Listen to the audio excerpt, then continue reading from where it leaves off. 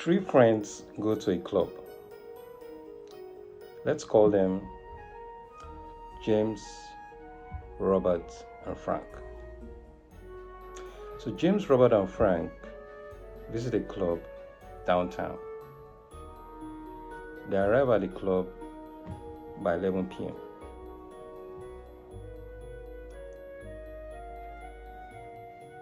They have some drinks, having some fun. By 1 a.m., Robert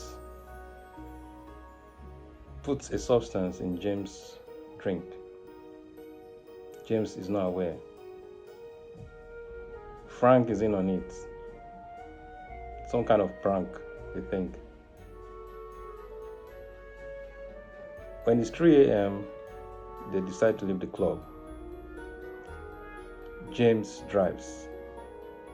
Robert sits beside James. Frank is at the back. As they go along, what was put in James' drink has an effect on James. James hits on an incoming vehicle and he has an accident. James survives. Robert and Frank don't make it. The families of Robert and Frank are not taking it lightly. James gets prosecuted. He's charged for voluntary manslaughter. And he has to serve time. He goes to prison. But Robert and Frank are no more.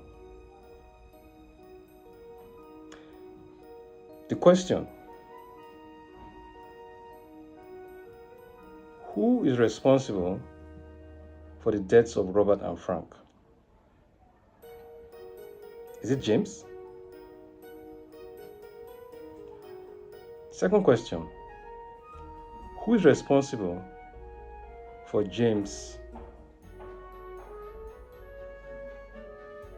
being unable to control the vehicle due to what he drank?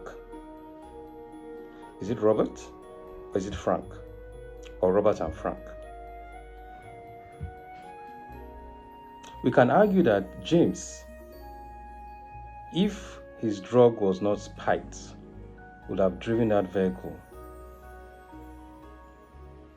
to the destination without any incident. We can argue that Robert and Frank are responsible for James' inability to drive that vehicle.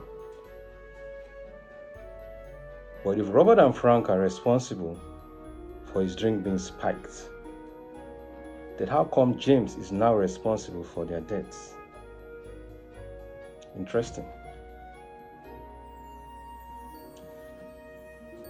Responsibility, accountability, these are two very important words. You and I need to take responsibility for our lives. And we need to be accountable for our actions. One could argue that it was not James' fault.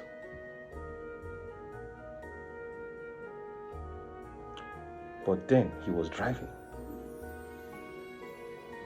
We cannot acquit James because his drink was spiked. These people died. We could also argue that he had taken some drinks. Why did he drive? That's an argument.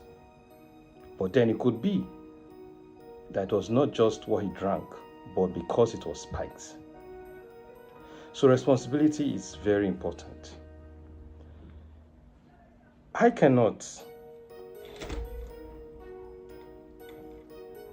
give responsibility to someone else for what has happened in my life, because that person now has control over that situation. Our ability to take responsibility for our lives gives us the power in every situation. There's a school of thought that could even argue further and say that if James had not gone to the club in the first place, this would not have happened. So the mere fact of James deciding to go to the club is his responsibility. James also could have decided to go to the club alone. And because he went to Robert and Frank, he could have gone with other friends. That's an argument, stretching the argument further. But just this just goes to buttress this point, that responsibility is personal. We need to take responsibility for our actions and be accountable for what we do. We cannot blame someone else for what happens in our lives. Because if that happens, two things happen. Number one, that person has power over us. Number two, we don't learn. So take responsibility and be accountable.